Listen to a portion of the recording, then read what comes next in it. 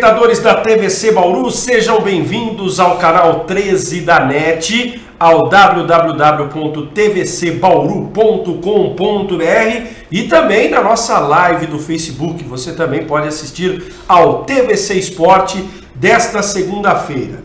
Muitos assuntos no programa de hoje. Nesse primeiro bloco, eu estou recebendo a turma bacana do handball de Bauru, handball feminino e masculino. O pessoal já começou a participar nesse final de semana da Liga Regional e Estadual de Handball, mas também tem o Paulistão de Handball, onde o juvenil masculino vai estar participando, e o adulto feminino, pelo segundo ano, vai estar disputando a elite aí com as grandes feras, Pinheiros, a equipe também de Guarulhos, de Franca, de Jundiaí. Daqui a pouco o pessoal vai contar um pouquinho sobre a trajetória do handball. Isso no primeiro bloco. No segundo bloco, eu vou fazer aqui um mini Bauru Mil Grau, né, com o Miguel Salek Júnior, que sabe tudo de basquetebol, e ao lado do nosso querido Josafá, nós vamos falar um pouquinho dos playoffs do NBB e, claro, vamos falar do jogo que terminou há pouco, o SESI Vôlei Bauru, derrotado pelo Praia Clube de Uberlândia por 3-0 no primeiro jogo da semifinal da Superliga. Vamos dar uma pincelada de Noroeste também, que joga contra o Barretos agora o mata-mata. Então fique ligado, nessa próxima hora tem muito esporte para você aqui na TVC. Então, apresentando o pessoal, eu vou começar aqui à minha esquerda com a Estela Almeida, atleta da equipe de handball feminino de Bauru. A Estela que chegou esse ano aqui em Bauru. Um abraço, boa noite, seja bem-vinda. Obrigada, boa noite a todos.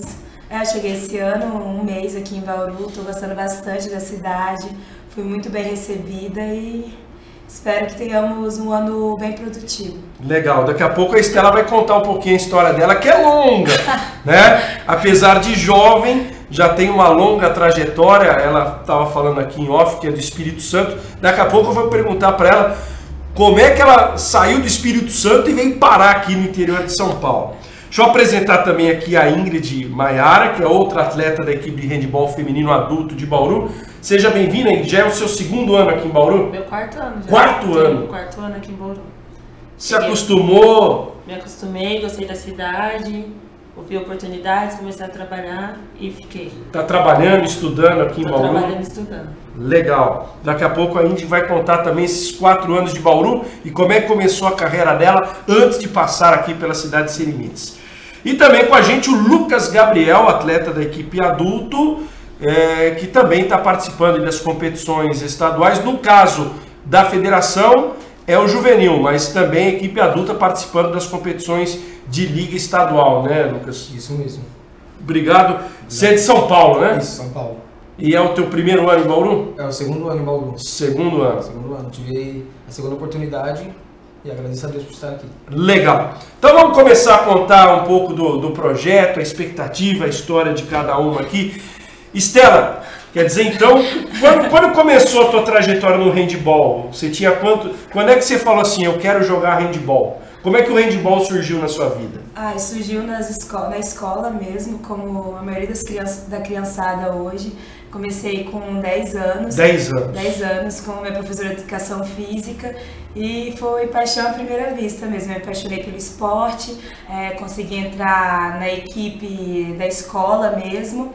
E eu comecei a ser vista dentro da minha cidade mesmo, que eu moro no interior do Espírito Santo. Qual que é a cidade? Barra de São Francisco. Barra de São Francisco. Isso. E daí eu tive uma oportunidade para ir para uma equipe muito boa do estado, que é o Castro Alves, que é uma escola particular, onde eu tive a oportunidade de ganhar a bolsa particular e estudar também bastante e jogar.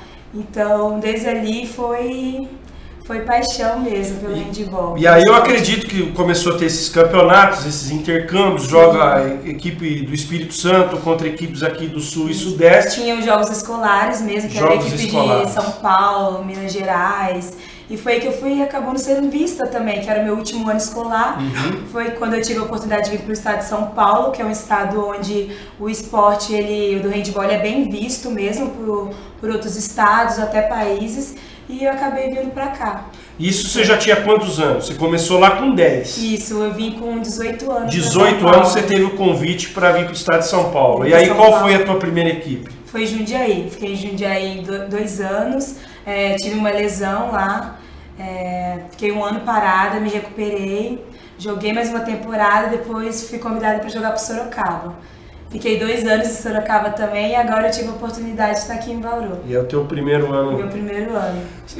É legal esse teu depoimento. 2 coisas que chamam a atenção, que eu sempre falo aqui da importância. Primeiro, do profissional de educação física. Sim. Quer dizer, que foi a pessoa que estimulou a prática, incentivou ela com 10 anos de idade lá na pequena cidade do Espírito Santo.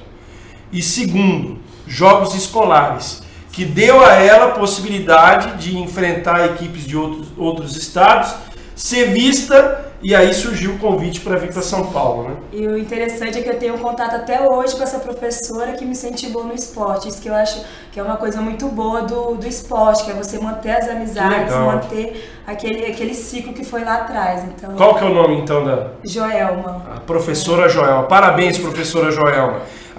Eu sempre falo isso, cara, porque infelizmente nesse país a gente anda na contramão. O profissional de educação física, o professor de educação física, tinha que ser muito melhor valorizado. E ele simplesmente é marginalizado. Eu não vou falar que ele é nem desvalorizado no magistério. Ele é marginalizado mesmo no magistério.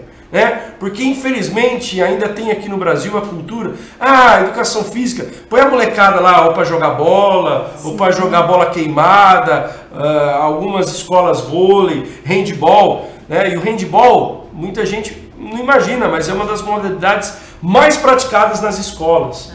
E infelizmente o profissional de educação física é muito desvalorizado, E você teve a felicidade de ter um professor que gostava da modalidade e viu... Incentiva até hoje ainda os alunos dela, é isso que eu acho muito interessante. Não deixa o esporte morrer mesmo, entendeu? Muito legal. Uma coisa muito bacana. E você, Ingrid, como é que foi a tua história? Como é que ela começou? Como é que o handball começou na sua vida? Meu pai, minha tia, meus tios, todo mundo jogava handball. E eu sempre fui assistir desde novinha criança, eu ia para jogos regionais, jogos abertos, acompanhar, ficava em alojamento. E sempre gostei do clima e tudo mais. Aí quando... Na mesma isso aí, seus pais eram de que cidade? São de Pindamonhangaba. De Pindamonhangaba, Tá. Aí lá no Vale tinham times muito fortes, sempre teve tradição no esporte. E quando eu fiz 10 anos também foi quando eu comecei a me entregar mesmo para jogar hand. E foi num projeto social que tinha lá na minha cidade, que tem ainda, E comecei a treinar, a praticar todos os dias, uma vez por semana, 2, 3, peguei amor, gostei, falei, é isso que eu quero fazer. E aí, quando é que foi a tua primeira saída de Pindamonhangaba? Quando eu saí do projeto social e agora eu vou começar a jogar em categoria de base, clube, como é que foi esse processo? Quando eu estava num nível já para competição, na minha cidade tinha uma equipe forte, então eu consegui ficar bastante tempo na minha cidade. Aí em 2014 eu fui para uma cidade vizinha que é Taubaté, que tem um projeto forte também. Aí joguei lá 1 ano e em 2015 fui chamada para jogar em Franca. Aí foi quando eu fiquei mais longe de casa mesmo, assim, por 1 ano, uma temporada toda. Aí fiquei em Franca 1 ano e depois fui chamada para jogar aqui em Bauru, vim, conheci o projeto, fiz o teste e decidi ficar. Hoje você é jogadora e monitora também? Eu sou jogadora e monitora voluntária dos projetos.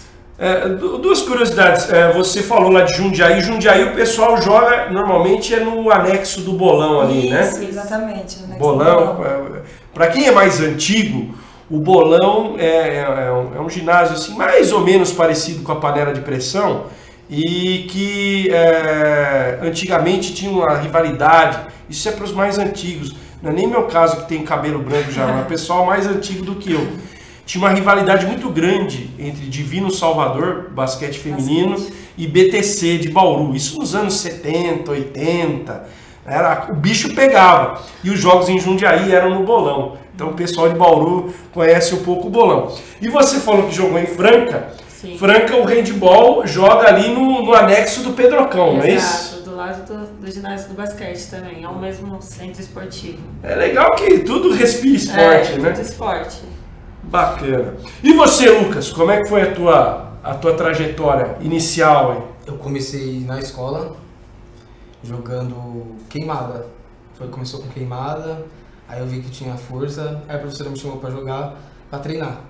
Também na aula de educação física? Educação física. Aí, isso em São Paulo mesmo? Em São Paulo. Aí eu peguei e fui pro treino. Tinha poucos alunos, mas continuava indo pro treino.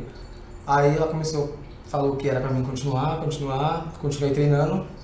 Aí eu subi de categoria e comecei a ir pros campeonatos já. Aí... Isso você começou, você estudava numa escola estadual, como é que é? Isso, na estadual. Lá na qual bairro de São Paulo? Na Vila Formosa. Na Vila Formosa, ali, Zona Leste de São Paulo. Isso. Aí eu comecei a ir praticar já, ir pros campeonatos. E no meu último ano da escola, uma árbitra veio e falou, você quer continuar jogando? Quer praticar? Eu falei, quero. Ela falou assim, tem um técnico que tá precisando. Aí eu peguei e falei assim, tá bom. Ela pegou meu contato, mandou pra esse técnico, me chamou, que é o Cadu, de Jacareí.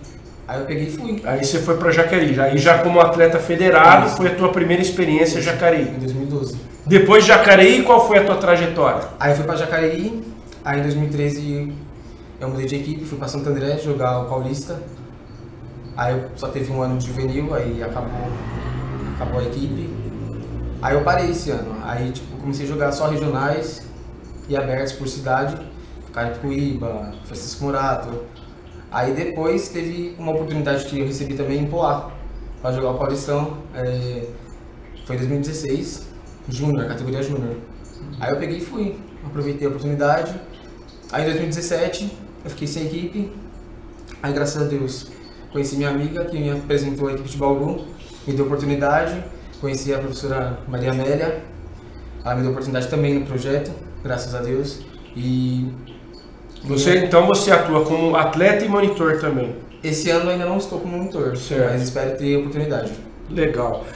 Você vê que são 3 casos aqui, 2 que eu já citei, que é a importância do profissional de educação física na escola, que estimulou, e no caso aqui da Ingrid também a família, como ela é esportista. Sua família ainda tá no meio do handball ou agora só assiste ainda? Não, agora só assiste. Só assiste? Mas a minha tia tá sendo muito solicitada para jogar o Master, porque ela sempre se deu muito bem, sempre foi uma boa goleira.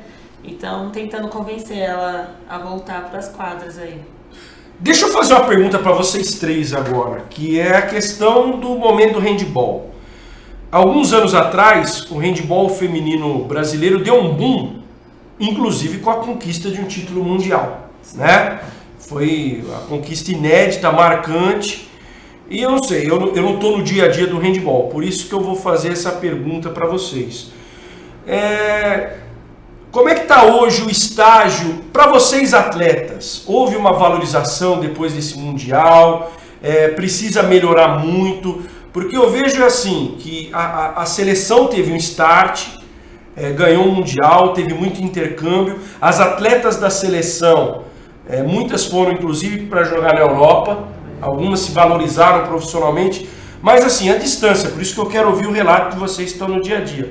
Me parece que a modalidade no Brasil não conseguiu ter o mesmo fortalecimento. A gente não vê, por exemplo, muitas equipes em campeonatos estaduais, nacionais, até tem a Liga Nacional, com algumas equipes no sul do país e tal, masculino, Londrina é muito forte, feminino tem ali as cidades de Santa Catarina, mas eu não sei, a impressão que me passa, vocês podem me corrigir, mas que aquilo que podia se fazer com o handebol feminino, principalmente, foi campeão mundial, acabou não acontecendo. A modalidade não valorizou muitos atletas. Eu estou equivocado nessa minha observação? Como é que vocês avaliam isso? Não, realmente. Poderíamos ser muito melhor aproveitados em todos os sentidos. Eu acho que o estado de São Paulo, igual a Estrela comentou, o local mais forte, é onde tem as maiores possibilidades, onde tem a maioria dos times, e a gente no dia a dia passa todas as dificuldades que a gente passa. Então você para e pensa em como que estão os outros estados, que não são tão grandes assim. O Mundial foi, para nós como atletas, assim, acho que pelo menos para mim, quando eu vi aquilo, quando a gente viveu aquilo, todo mundo esperou muita coisa melhorar, muita gente que tinha parado já de sonhar, redobrou a atenção, voltou a pensar, a querer. E infelizmente não foi, acho que da forma como... Eu imagino que muita gente prometeu melhoria para vocês ninguém e esperava, não aconteceu. Não foi como... Abriu oportunidade, sim, para fora, para Europa, mas aqui dentro, a competição interna não melhorou, não. Né? Vocês continuam com dificuldades, é aquela coisa, tem que ser atleta, tem que estudar para até conseguir uma melhor condição, né? Não é aquilo, não podemos dizer que é uma situação totalmente profissional ainda do handebol no Brasil. Exatamente, que você deu exemplo das equipes. Antes você via Liga Nacional, muitas equipes, hoje você vê 5, 4 equipes, Paulista, a mesma coisa.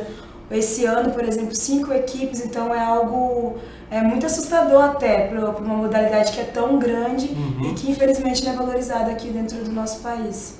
Vocês como atletas, o que vocês podem falar das maiores dificuldades e o que poderia ser feito para melhorar? Eu imagino que ainda a gente deve ter problema de taxa de arbitragem que é muito alta e elevada, que acaba dificultando a continuidade das equipes. É aquela questão, a televisão aberta nunca deu oportunidade, mas a própria TV fechada é uma cobertura muito restrita do handebol. Enfim, quais são as dificuldades que vocês observam como atletas e o que pode ser melhorado para o handebol como um todo no nosso país? Eu acho que a mídia é uma coisa que falta muito pra gente, né? Porque trabalho tem trabalho em várias cidades, em vários locais. Quando a gente passa, a gente muda de clube, às vezes a gente conhece bastante gente, conversa com outras pessoas. Então acho que é uma dificuldade geral, a questão de divulgação, mídia, espaço para expor, porque tem tanta coisa, tem coisas ruins, mas tem muita coisa legal acontecendo também. Aqui em Bauru, por exemplo, quando eu cheguei aqui, eu já tinha, não é desistido, mas eu já tinha parado de pensar em ser professora, em fazer minha faculdade de educação física. E eu cheguei aqui, eu fui numa escola um dia e uma criança virou para mim e falou assim: qual esporte você mais gosta? O que você quer ser quando você crescer? Jogadora de handebol. E ele nem sabia que eu estava chegando ali para isso. Eu não estava uniformizada nem nada. Ou seja, às vezes você vai nos locais aqui, você vê que a maioria da criançada gosta de handebol. E às vezes a gente discuta umas pessoas falando: eu não conheço, eu não sabia, né, que existia, eu nunca vi na televisão, eu nunca ouvi falar. Então a gente está correndo muito atrás disso, de ter espaço, de mostrar o trabalho, porque tem o trabalho, não é um trabalho de curto prazo, vem sendo um trabalho de anos, né? A nossa técnica, a Maria, está aí há muito tempo, bastante gente conhece ela, e não só aqui, mas em outros lugares. Tem um projeto social muito bacana na cidade. Sim, né? Muito bacana, muito bacana. Assim, são muitas crianças que precisam, que gostam, que a gente está com o time juvenil masculino agora. Ontem a gente teve um jogo e foi o primeiro jogo de muitos, foi a primeira viagem de muitos. Eu sempre brinco, quando eu era criança, eu tinha lá meus 12, 13 anos, eu arranhava de brincar, de jogar basquete, né? Tanto é que eu não era tão promissor que eu vim pro lado de cá, né?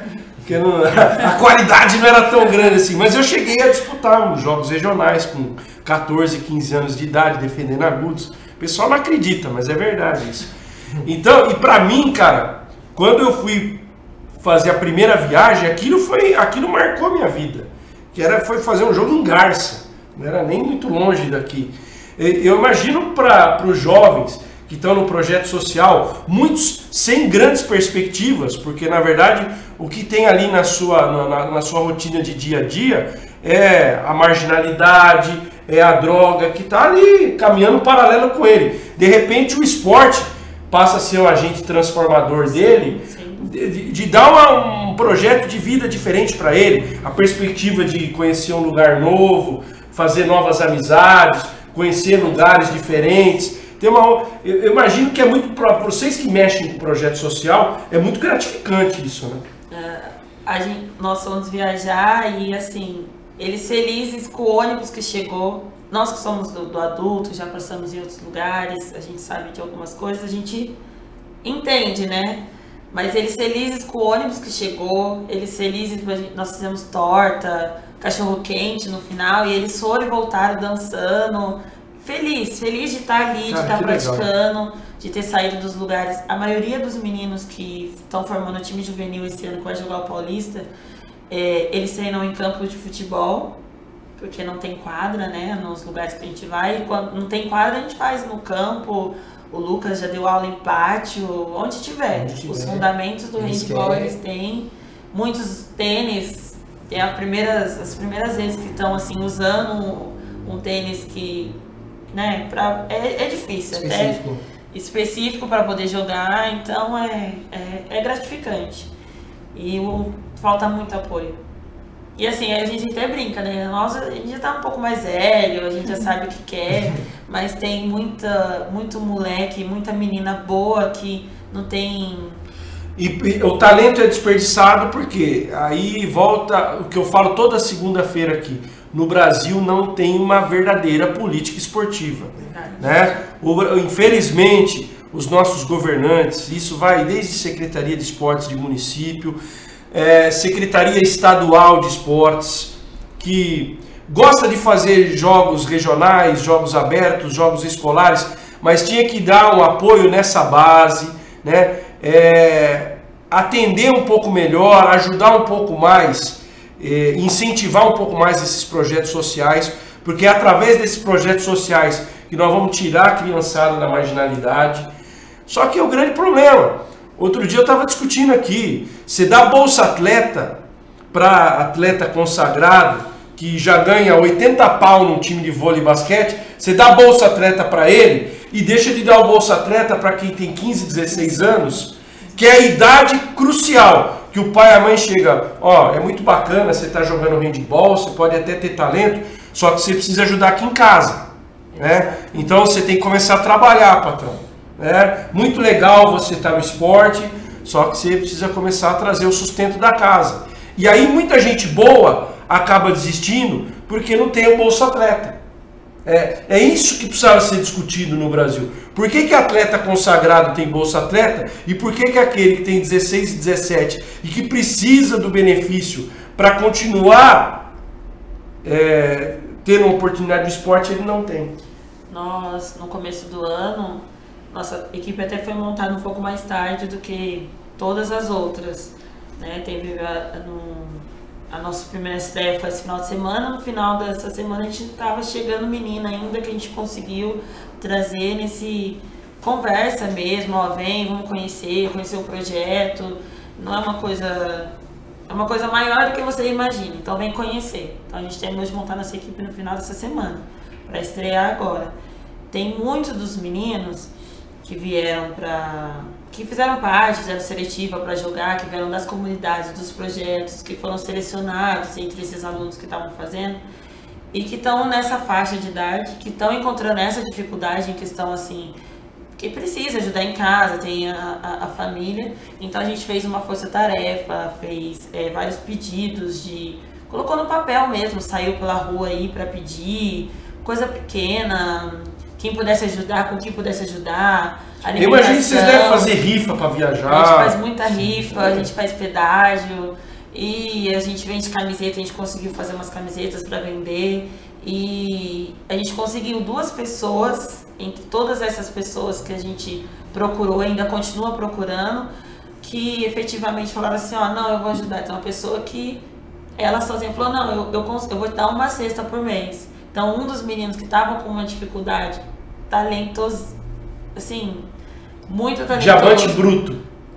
Que vai dar muito fruto ainda, vai estar recebendo agora todo mês uma cesta básica. Então, um dos meninos tem mais 15, entendeu? E é uma cesta básica que está fazendo diferença na vida deles. Esse, meus amigos, é o retrato do esporte brasileiro, infelizmente. Né? É o retrato do esporte brasileiro. A maioria das modalidades... Nós temos aqui um projeto maravilhoso que eu sempre falo, que é o da BDA, que faz a sua parte com 4.000 jovens no atletismo, no polo aquático e na natação, que é um projeto que eu falo toda semana aqui, que ele deveria ser modelo de política esportiva no país. Só que não dá para o cara da BDA fazer tudo sozinho, não dá para ele abraçar a cidade, abraçar o país.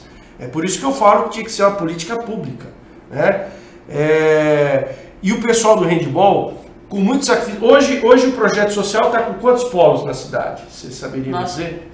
Até ano passado tinham 16 polos. 16 polos. Esse ano alguns polos tiveram que ser reduzidos pela questão de custo. A gente estava fazendo do próprio bolso, porque a gente gosta mesmo, sabe?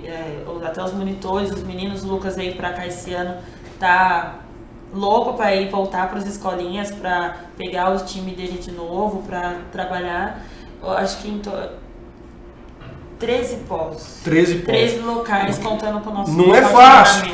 E eles estão falando em 13 polos, aqui em Bauru não tem ginásio para 13 polos. É que foi dito aqui anteriormente. Pega campo de futebol, adapta e vamos que vamos. O importante é botar a molecada em movimento e treinar, né? Não é fácil. Então eu queria saber duas coisas de vocês, três na verdade. Primeiro, quem quiser apoiar vocês, o contato, quais são as pessoas, as empresas que estão apoiando, vocês fiquem à vontade até para falar aqui. Assim, a gente tem a página no Facebook, né? Que é a BBFIB CML Bauru, que é do handball, tanto feminino quanto masculino. Lá a gente posta nossos resultados, dias de jogos, faz transmissão ao vivo, sempre coloca os nossos colaboradores, apoiadores, treinamentos que são fundamentais.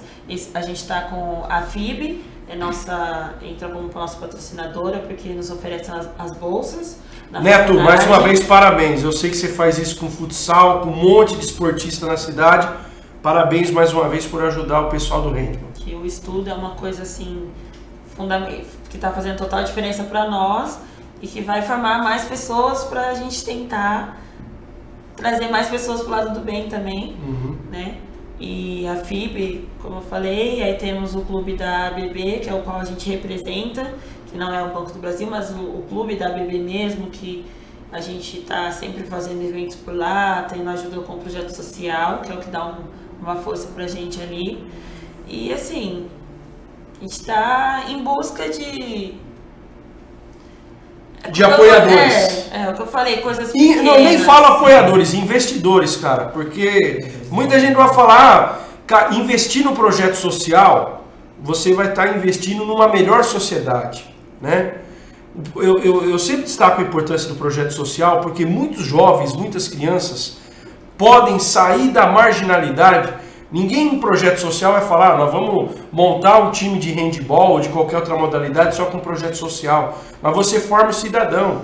Então aquele cara, ao invés de estar ali como mula de crack, de cocaína, ele vai estar praticando esporte, ele vai estar tendo bons aprendizados. Ele, se não for um grande jogador de handball, pode ser um grande profissional em qualquer área, né?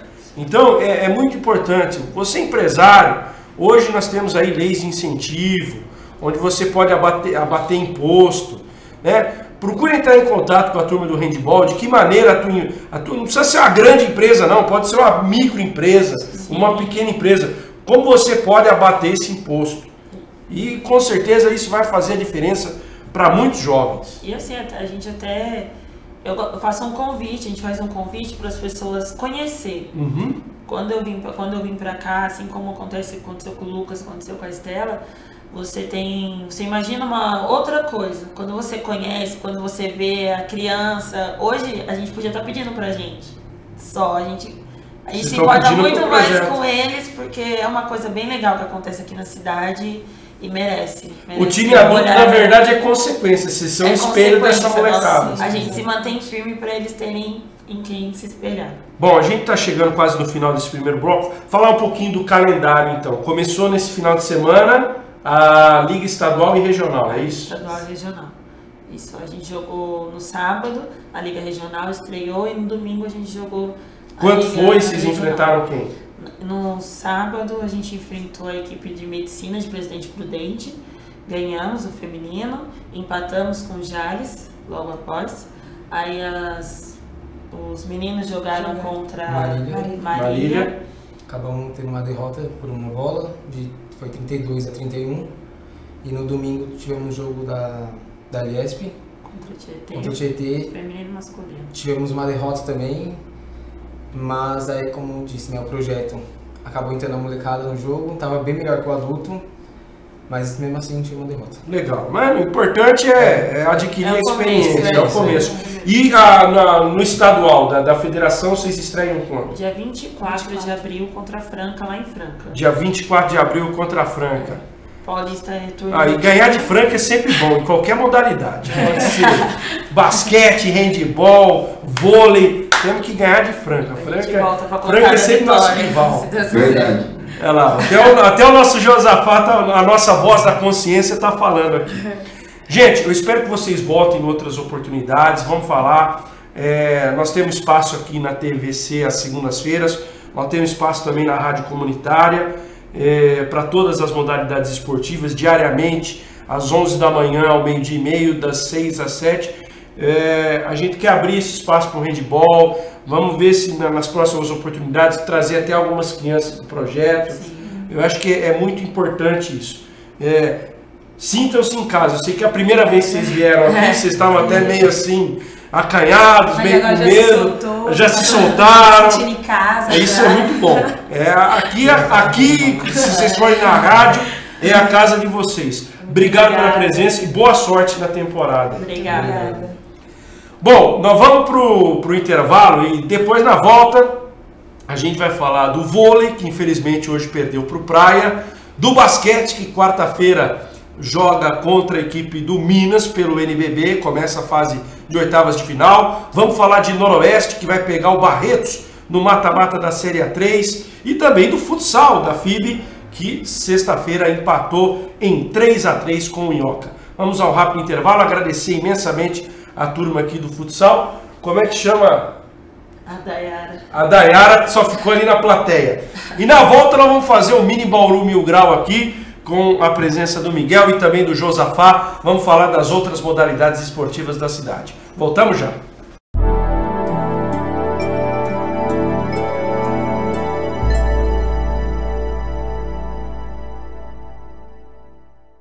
NetDigit Telecom, a internet com sinal mais rápido, transmitido através da fibra ótica. Sua conexão garantida com muita qualidade e velocidade. Rua Antônio Alves, 3232, Vila Aeroporto. Telefone 3201-3000. Fique atento, não perca o sinal. NetDigit Telecom. Gilfer, ferragens, ferramentas, equipamentos de segurança e sinalização, compressores, equipamentos profissionais e para hobby, linha completa de ferramentas Belzer e Gedore, ferramentas pneumáticas, equipamentos de soldas. Gilfer, Rua Paraná 869, telefone 3879-1950. Gilfer. Artfil, há mais de 20 anos no mercado, trabalhando com excelência em confecções de uniformes profissionais, camisetas personalizadas e camisas sociais. Trabalhamos com equipamento próprio de última geração e com profissionais altamente qualificados. Qualidade, pontualidade, respeito e satisfação garantida é o que oferecemos. Artfil, qualidade é a nossa prioridade. Acesse o nosso site artfil.com.br.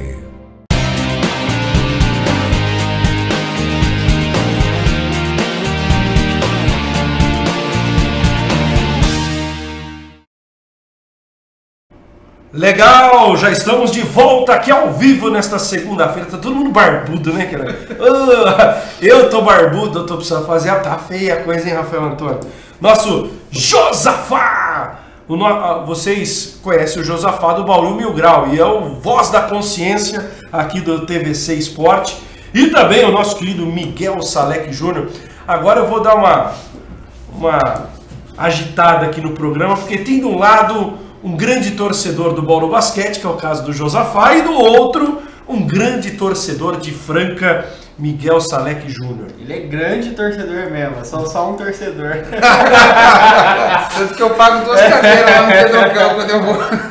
Bom, eu vou começar a provocação aqui. Vamos, primeiro assunto, NBB, vai. começou a fase de oitavas de final. O Brasília derrotou o Corinthians no sábado. Hoje estava rolando... O Botafogo derrotou o São José por 87-81. E, na minha humilde opinião, encaminha a classificação com esses resultados. Foi em São José esse jogo, São né? José, isso. Uma vitória e tanto. Você fazer um playoff de 3 jogos e ganhar a primeira fora é meio caminho andado. Aliás, vamos começar a nossa prosa aqui com Minas e Bauru, porque eu acho que é um playoff muito perigoso. Quero saber a opinião dos dois, porque jogar 3 partidas é muito diferente do que jogar o playoff de 5.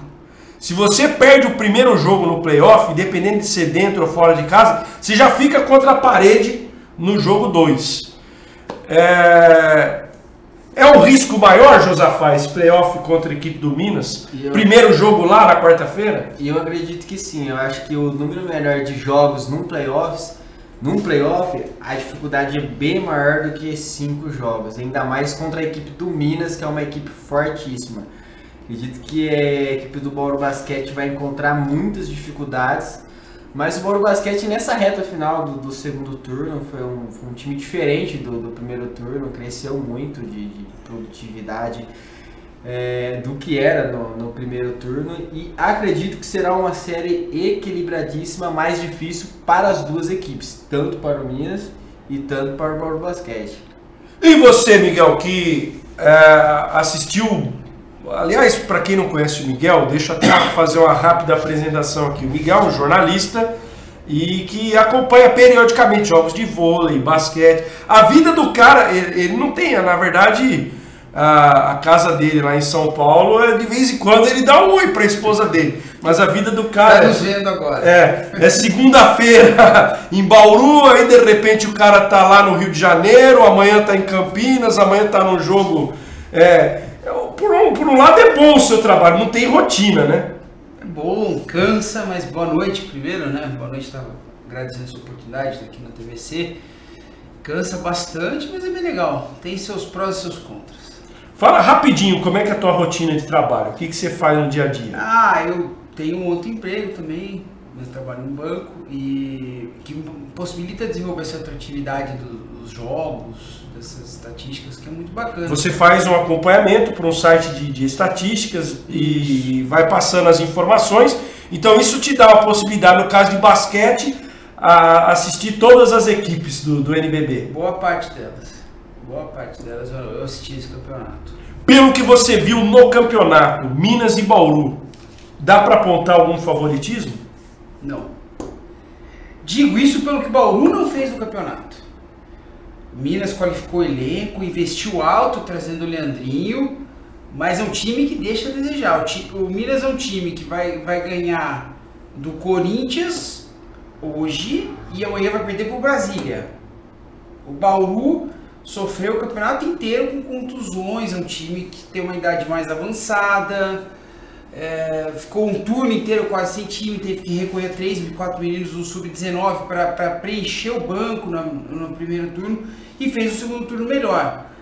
Quando você vai ver o Bauru engrenar, ele joga mal como jogou contra o Joinville, que era uma vitória tranquila, joga mal e perde para o Mogi dentro de casa. Então o Bauru, quando você acha que vai dar o salto de qualidade, trava.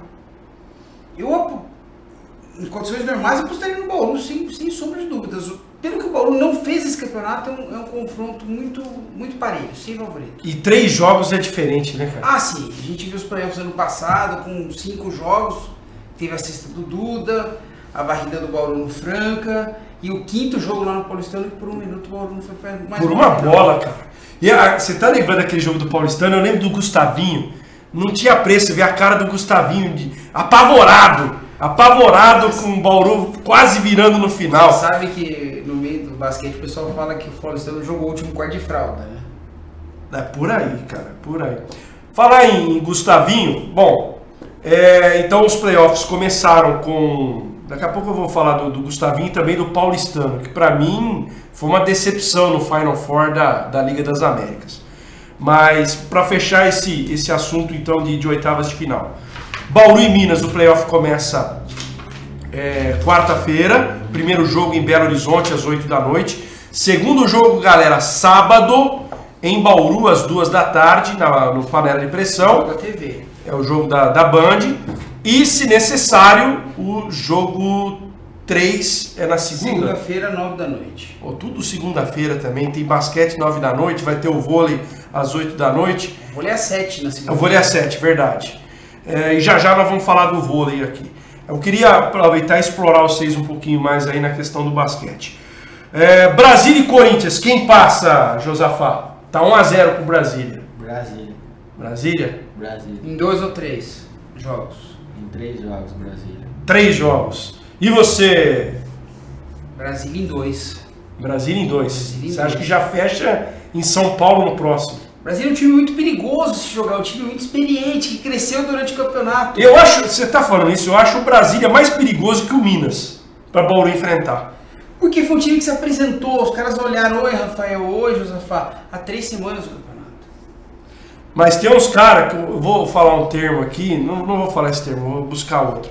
Mas tem uns caras calejados, eu ia falar P velha. Eu ia falar P velha, mas não pode falar palavrão. Malandro, jogador malandro. Nezinho, Arthur, esses caras é tudo calejado. Tem o Zach Graham, que voltou a jogar agora, não estava jogando por questão de salários atrasados no Brasil, e voltou a jogar agora no playoff. E é um cara que faz a diferença. Tem um outro americano, camisa 11, me foge o nome agora, um cara que ajuda muito. O venezuelano Graterol. Então, assim, é um time muito bom. É um time que poderia estar disputando entre os 6 primeiros, não fosse toda essa questão de apresentação, não ter se preparado para jogos, era um saco de pancada. Mas quem conhece sabia, o Brasília vai reagir, a questão era quando. E se reage um pouquinho antes, tinha mando no playoff. São José e Botafogo, Josafá, quem passa?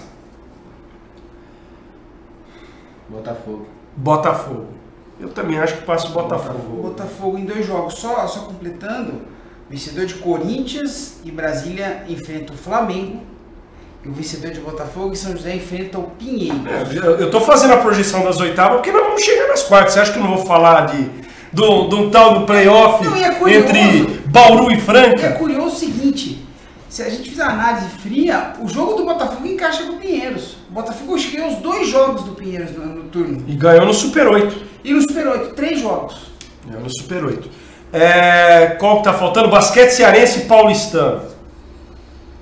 Paulistano em 3. Paulistano que abre o olho no primeiro jogo no Ceará.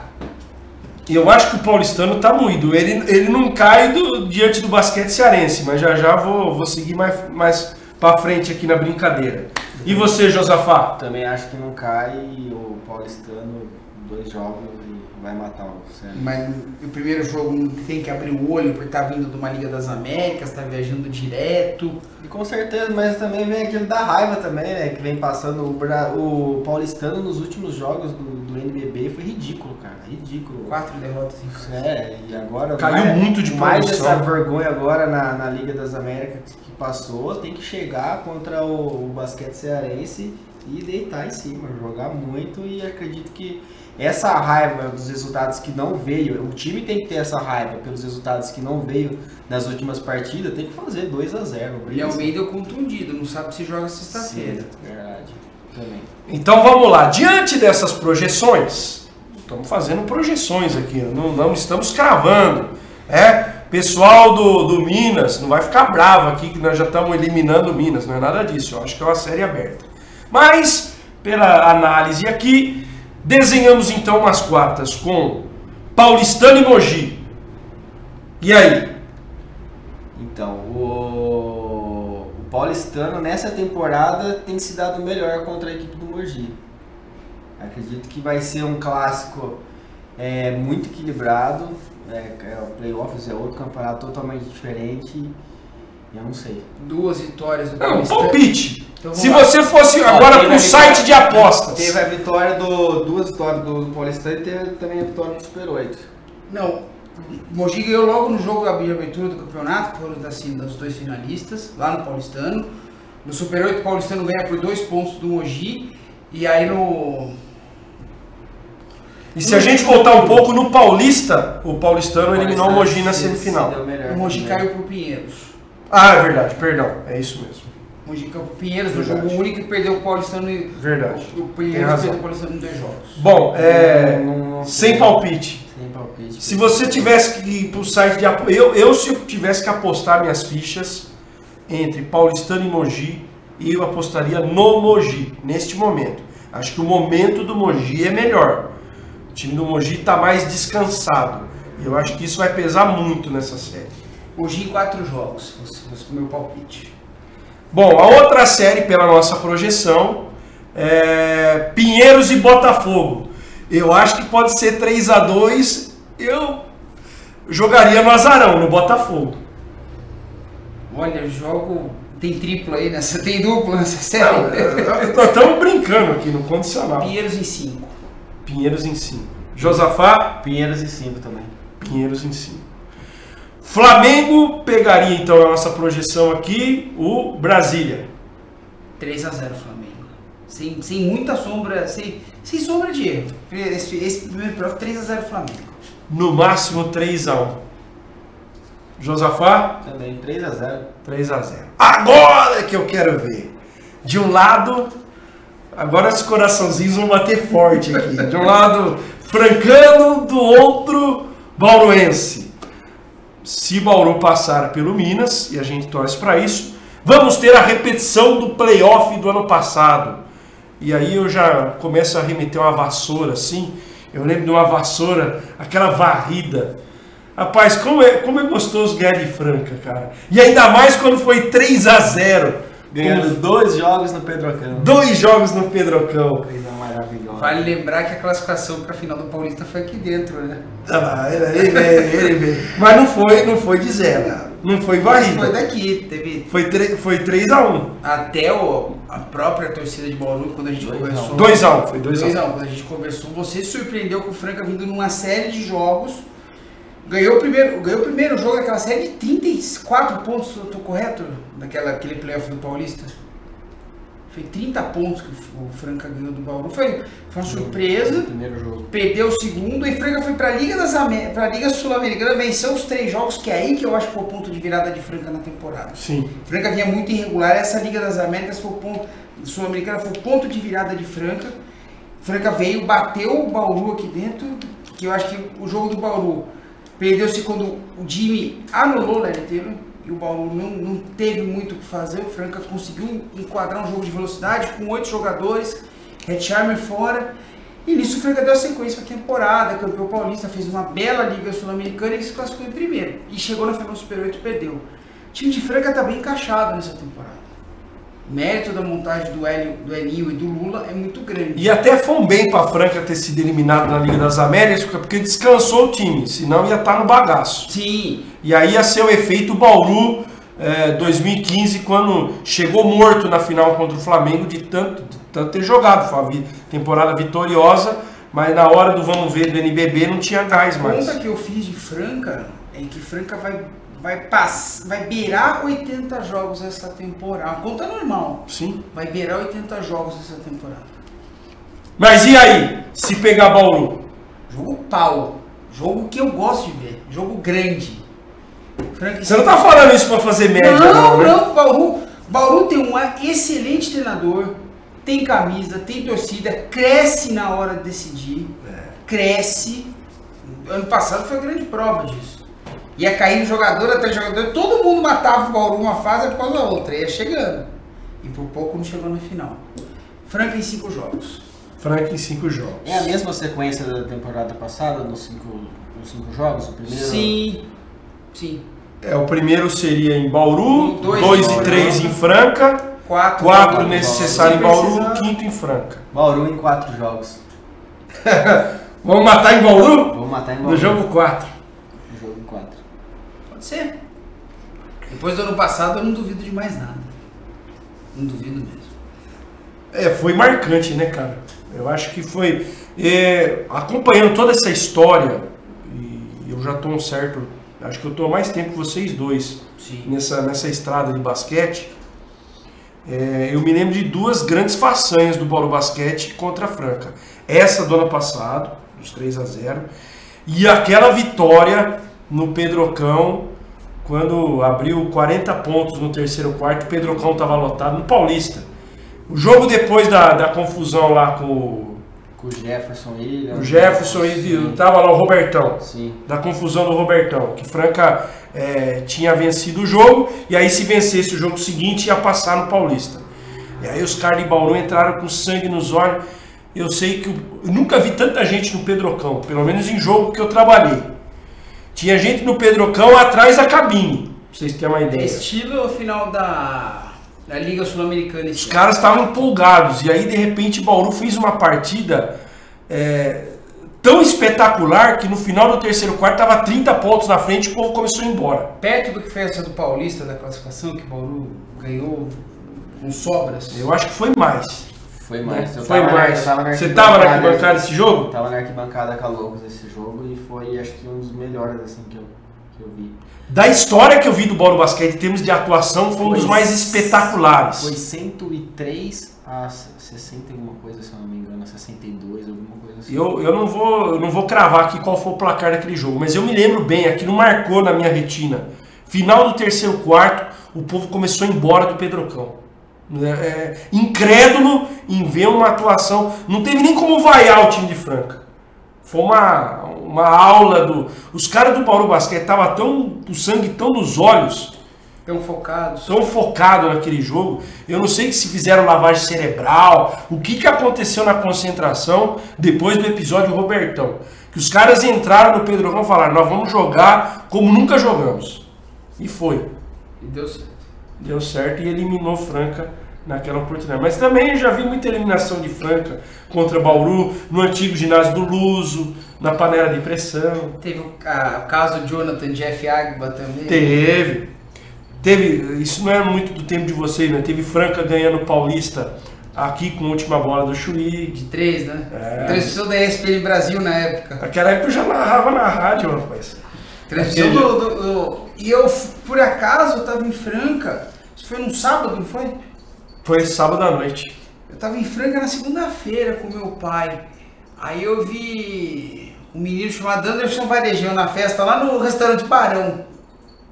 Ainda chegou um rapaz que prometeu um bicho de R$1.500 para cada jogador, não pagou. Ele fez uns cursos, sabe? Quando você toma uma, outra, faz uns cursos mais emocionados na festa dos jogadores, ia dar um bicho de R$1.500 para cada jogador, não deu um quiprocó na cidade. Histórias, causas do basquete. Mas olha, é muito legal, cara. O basquete, eu me sinto privilegiado porque eu já vi muita história bacana, não só da rivalidade Bauru e Franca, mas outras rivalidades. E pode pintar mais uma vez o confronto entre Bauru e Franca. Para o basquete paulista seria muito bom. Seria muito legal um confronto regional, a gente pode falar regional, que ganha muito nacional, até sul-americano. Eu ainda falo que é uma rivalidade do basquete no Brasil nos últimos 15 anos. A gente estava até falando no caminho aqui, eu acho que Bauru substituiu o papel que era de Rio Claro antigamente. Rio Claro era o grande rival de Franca. Aí veio o Ribeirão Preto, mas não foram tantos anos assim, e agora está segmentada essa rivalidade Bauru e Franca. Até porque se enfrentam muito em playoff, né? Então isso acentua. O pessoal anda xingando muito você nas redes sociais, Josafá, o pessoal de Franca? Xinga muito. E eu gosto, eu acho legal isso. É divertido, é bem divertido. É divertido. Ele briga comigo, eu brinco com ele, a gente vai, leva numa boa. Tem um gosto muito especial pro torcedor de Franca quando eles ganham da gente, e a gente é a mesma coisa quando a gente ganha deles, e o mais legal é a gente se zoar, falar que o seu time perdeu, falar que o nosso ganhou, e postar meme. Eu tenho uma página de humor do Bauru Basquete, já dá o maior alcance pra mim, a maior audiência, a maior movimentação é quando eu tô lá zoando Franca, que a galera se identifica muito e compartilha. Pra mim ficou muito marcado uma coisa que eu me diverti, apesar de ter ficado muito chateado com a derrota. Eu me diverti com os memes que você fez contra a Franca, daquela série. Os twitters do Leandrinho, o vídeo do Jefferson. Eu me diverti, achei um barato, achei muito bacana como foi feito. Isso é o espírito do basquete. Como eu me divirto muito com as sátiras que o Toro faz. O mascote do Franca faz umas sátiras, tem tiradas muito... Cara, e o esporte tem que ser isso, cara. O esporte é diversão, é tiração de sarro. Claro, não tô falando para ninguém sair aqui no tapa, não é nada disso. Isso aí é ignorância. Mas, pô, brincar com o outro, é isso aí que faz parte do esporte, cara. O politicamente correto tá tirando isso do esporte. Eu brinco com o Demetrius ainda quando liguei de franca. Pô, você bateu na mãe, como é que você faz isso? Esse touro aí, ele é meu amigo, né? Eu troco uma ideia com ele direto. E, puta, ele me sacaneia demais quando eu vou pra Franca. Uma vez ele pegou meu boné, né? Tipo, todo mundo me conhece lá em Franca, né, mano? Sabe que eu sou o Mil Grau. Tem gente que conversa, a maioria, né? Conversa, troca ideia com a galera. Tem uns que não gosta tanto, respeito, nem chego perto. Aí ele pegou meu boné e jogou assim pra torcida, né? Eu tava de cabelo amarelo ainda, coisa ridícula assim. Aí a torcida pegava meu boné, eu ia lá pedir, jogava pra um, jogava pra outro, jogava pra outro. O boné dele rodou a franca loucura. Deixa eu falar, o boné voltou depois? Voltou, teve uma moça lá que ficou com dó de mim, com o cabelo amarelo, falou, Tó, tampa essa coisa feia aí e me devolveu o boné. A melhor tirada do Touro esse campeonato pra mim foi o Varejão do Touro. Quando o Varejão foi jogar lá pelo Flamengo contra o Franca, ele botou a peruca do Varejão e saiu com um carrinho de feira cheio de fruta, de fruta de plástico, escrito Varejão do Touro. Essa pra mim foi a melhor. É muito legal, cara. E isso é que tem que continuar no esporte. Às vezes eu vejo, hoje não pode falar mais nada. Os caras, porque o presidente do Santos falou um negócio, os caras já fazem uma coisa, porque não pode falar, não sei o quê. Pô, antigamente o Viola fazia gol contra o Palmeiras, imitava o porco, e era mal barato, né?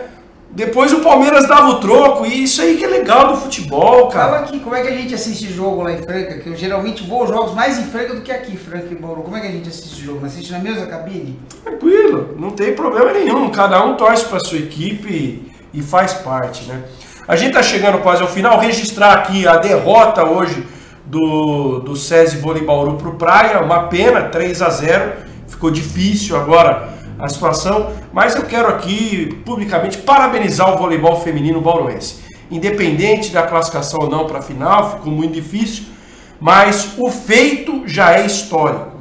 Ter eliminado o time do Bernardinho nas quartas de final, da maneira como eliminou, fora de casa, no Rio. 3-1, um time que jamais tinha ficado fora de uma semifinal de Superliga, sempre, ou foi finalista, ou na pior das hipóteses, semifinalista.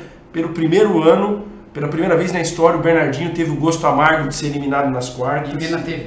Vai ter que assistir pela TV agora até o final do campeonato. 15-25, 15-25, 20-25.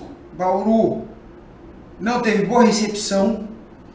Tiffany parou muito no bloqueio. Eu acho que a Tiffany ainda abusa da força, ela precisa de mais técnica. Jogadores importantes como Valentina parece que não entraram em quadro. Recepção do Bauru muito ruim.